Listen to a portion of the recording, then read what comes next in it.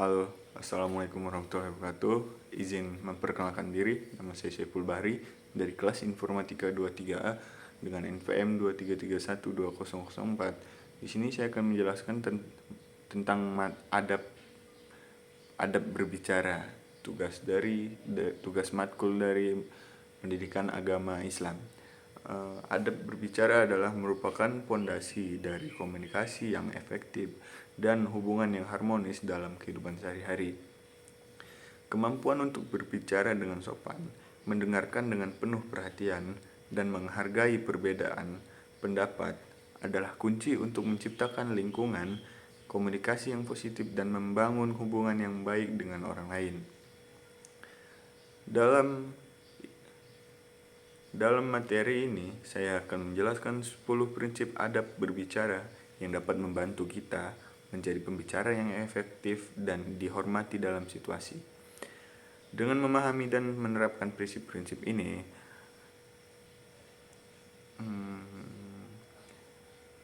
kita akan dapat meningkatkan keterampilan komunikasi dan menciptakan hubungan yang lebih baik dengan orang lain.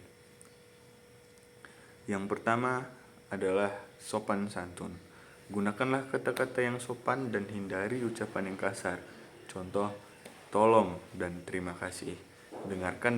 Yang kedua adalah dengarkan dengan penuh perhatian. Berikan perhatian penuh saat berbicara dengan orang lain. Hindari memotong pembicaraan orang lain dan hindari gosip dan fitnah. Jaga mulut Anda dari menyebarkan gosip atau informasi palsu. Jaga intonasi dan bahasa tubuh. Pastikan intonasi suara dan bahasa tubuh mendukung pesan yang disampaikan. Lalu yang selanjutnya adalah hormati perbedaan pendapat. Hargai pendapat orang lain meskipun berbeda dengan Anda. Berbicara dengan jujur dan bertanggung jawab. Sampaikan informasi dengan jujur dan bertanggung jawab. Berbicara dengan bijaksana. Berpikir sebelum berbicara dan fokus pada permasalahan. Minta maaf jika diperlukan. Jika Anda melakukan kesalahan, minta maaf dengan tulus. Berbicara dengan percaya diri dan berbicara dengan percaya diri tanpa merendahkan orang lain. Evaluasi efek dari kata-kata Anda. Pertimbangan bagaimana kata-kata Anda akan mempengaruhi orang lain. Lalu, adab berbicara adalah keterampilan yang penting untuk menciptakan hubungan yang harmonis dan komunikasi yang efektif dalam berbagai situasi. Dan yang selanjutnya adalah adab Rasulullah ketika berbicara, termasuk tidak berkata kotor.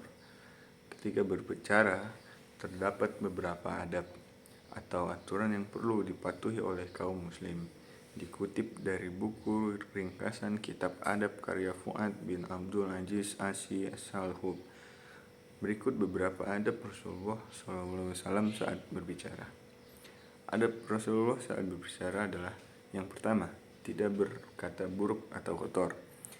Adab Rasulullah SAW ketika berbicara yang pertama adalah tidak berkata buruk, jorok, maupun kotor. Nabi Muhammad SAW adalah orang yang paling baik akhlaknya. Tentu saja beliau selalu terjaga dari perkataan yang tidak berguna, apalagi perkataan kotor. Rasulullah SAW melarang umatnya untuk berkata kotor dan buruk seperti mengutuk, menghina, mengejek, atau perkataan kotor dan batil lainnya. Dari Ibnu Mas'ud bahwasannya Rasulullah SAW bersabda, "Laisal minnu bitta'ani wala billa'ani walal fahishil badi." Artinya, bukanlah seorang mukmin yang sempurna yang suka mencaci, mengkutuk, berbuat dan berkata kotor. Hadis riwayat Ahmad, Bukhari, dan Tirmizi. Dan yang kedua adalah tidak ada dusta dalam candaan. Adab Rasulullah SAW ketika berbicara yang kedua adalah tidak berbohong meskipun itu hanya dengan candaan, bercanda dengan tujuan membuat orang lain ketawa. Muawiyah bin Haidah radhiyallahu anhu berkata, dia mendengar Rasulullah SAW bersabda, "Celakalah bagi seorang yang berbicara lalu berdusta untuk membuat sekelompok orang tertawa. celakalah dia, celakalah dia. Hadis riwayat Abu Daud, Ahmad, At-Tirmizi, Ad-Darimi, Al-Bahwi. Yang ketiga adalah mendahulukan yang lebih tua. Adab berbicara yang ketiga adalah mendahulukan yang lebih tua untuk berbicara. Rasulullah SAW sangat menghormati yang lebih tua darinya. Beliau sering mendahulukan kepentingan-kepentingan mereka di antara yang lebih muda. Tentunya beliau juga mendahulukan mereka dalam hal percakapan. Yang keempat adalah tidak menyela pembicaraan.